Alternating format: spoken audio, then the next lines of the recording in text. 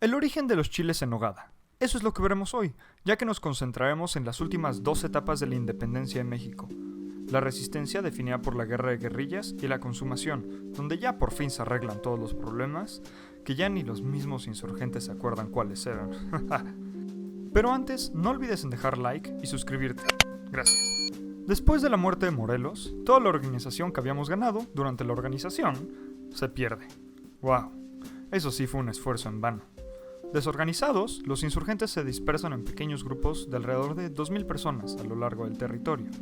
Pero desde el norte vendría una ayuda inesperada, con el nombre de Francisco Javier Mina, cuyo objetivo era acabar con el absolutismo de Fernando VII. Así que no exactamente el mismo objetivo de los insurgentes, pero muchas gracias.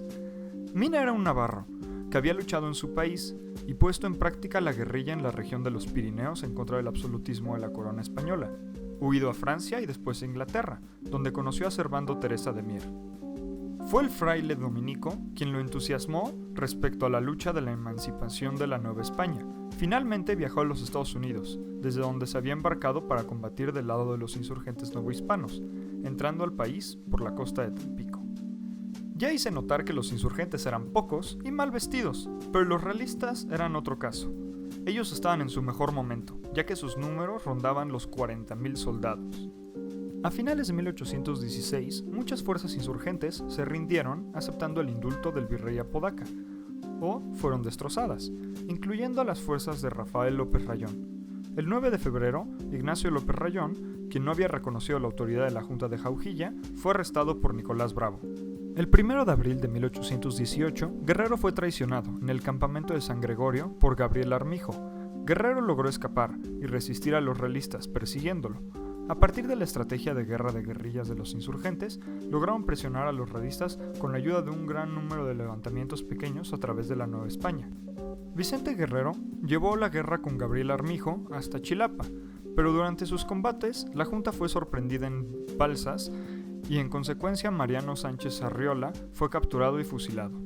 Así fue como desapareció el único centro directivo de la revolución. Se estima que habían muerto más de 1 millón de personas en la Nueva España, después de más de 10 años de lucha. Es decir, 1/6 parte de la población de la Nueva España había sido aniquilada durante la guerra. Para poner en perspectiva, durante la Primera Guerra Mundial, los países europeos involucrados perdieron menos de 1/10 parte de su población. Eso significa que relativamente la independencia mexicana fue más destructiva que la Primera Guerra Mundial. Obviamente, si hablamos absolutamente, no es cierto. Volvamos a la independencia. Los gastos de guerra, por otro lado, tanto en España como en América, llevaron al reino a la bancarrota.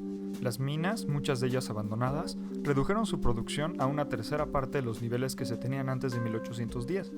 La producción de las haciendas, de igual forma, fue mermada por falta de la mano de obra. Como efecto secundario, la Iglesia dejó de recibir los diezmos habituales. La metrópoli española siguió imponiendo restricciones económicas y solicitando el envío de recursos para coadyuvar a su propia crisis. Los miembros del ejército virreinal estaban descontentos por los bajos sueldos y porque existía una abierta preferencia hacia las tropas expedicionarias que habían llegado de España desde 1812. Inconformidades muy parecidas a las de los criollos de los insurgentes. En España no estaban muy felices con que Fernandito les hubiera quitado la Constitución de Cádiz, por lo que Rafael de Regio llevó una revolución en Europa logrando reconstruir la Constitución.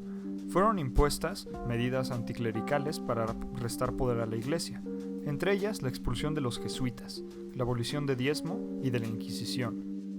Cuando el élite de la Nueva España vio afectados sus intereses, intentó rechazar la forma de gobierno liberal. Una serie de reuniones encabezadas por el canónigo Matías de Monteagudo tuvieron lugar en el oratorio de San Felipe Neri y fueron conocidas bajo el nombre de la Conspiración de la Profesa. Sus miembros vieron en Agustín Iturbide el jefe militar capaz de dar un giro a la lucha de la independencia, la cual, en lugar de tener matiz popular que habían abanderado Hidalgo y Morelos, se convirtió en un proyecto de la oligarquía novohispana que deseaba devolver a Fernando VII su poder absoluto. Por lo tanto, teníamos dos bandos con distintas ideologías peleando por algo parecido, mas no igual. El 16 de noviembre de 1820, Iturbide salió de la Ciudad de México para comenzar la campaña contra los insurgentes en el sur, pero sería derrotado por Pedro Asensio el 28 de diciembre y luego por el propio Vicente Guerrero el 2 de enero de 1821. por lo que el astuto de Iturbide mandó una misiva a Guerrero el 10 de enero. Esta ofrecía el indulto, así como que aseguraba que los exinsurgentes en la Ciudad de México serían liberados, y que los diputados novohispanos habían luchado por la libertad de la Nueva España en las Cortes Españolas. Iturbide finalmente le pidió a Guerrero que enviase a alguien de su confianza para sellar un pacto de paz.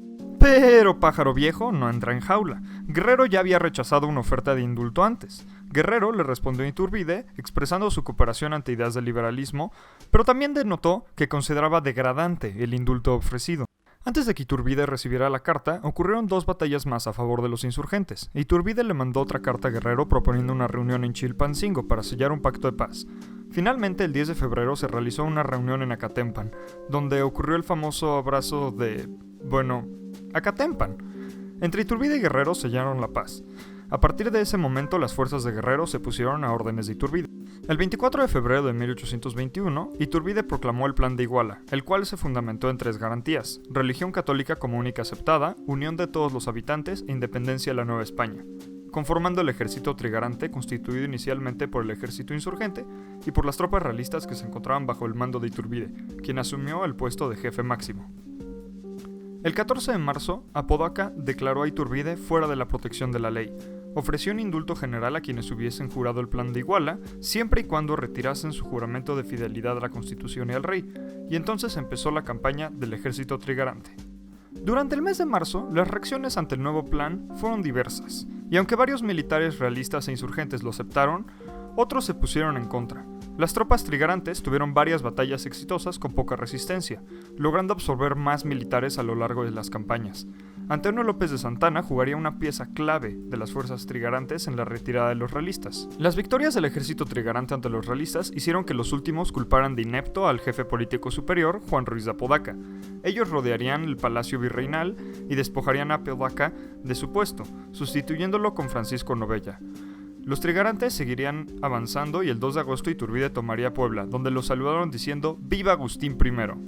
Durante el mes de junio, en las Cortes Españolas, se debatió la posibilidad de enviar a América un infante de España para gobernar y lograr la autonomía deseada, pero Fernando VII se opuso al proyecto, pues temía que en esta medida podría desembocar en llevarle a la guillotina, un miedo común entre los monarcas de la época. Pregúntenle a Luisito. En la Ciudad de México se concentraron la mayor parte de las tropas realistas, replegadas de las derrotas ante los trigarantes.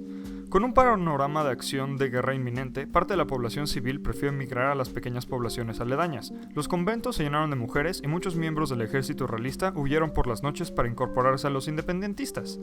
El día 24 de agosto de 1821, después de escuchar la misa, O'Donoghue e Iturbide firmaron los Tratados de Córdoba, compuestos por 17 artículos en cuyos puntos principales se reconocía la soberanía e independencia del Imperio Mexicano, el cual sería monárquico constitucional moderado. El 5 de septiembre, con un ejército de 16,000 hombres rodeando la capital, Iturbide montó su cuartel en Azcapotzalco. A este lugar acudieron a rendirle pleitesía miembros de la aristocracia. De vuelta en la capital, el 15 de septiembre, Novella hizo público el reconocimiento de O'Donoghue como nuevo jefe político superior. Se giraron órdenes para liberar de prisión a los simpatizantes de la independencia, se restableció la libertad de prensa y se permitió el libre tránsito de acceso a la ciudad. El día 16 de septiembre de 1821, desde Tacubaya, O'Donoghue anunció la terminación de la guerra. Iturbide publicó una proclama invitando a la población a reunirse bajo las banderas de la libertad para que así participasen de los beneficios de la victoria. El 27 de septiembre de 1821 desfilaría majestuosamente 16,134 efectivos del ejército trigarante por las calles de la Ciudad de México.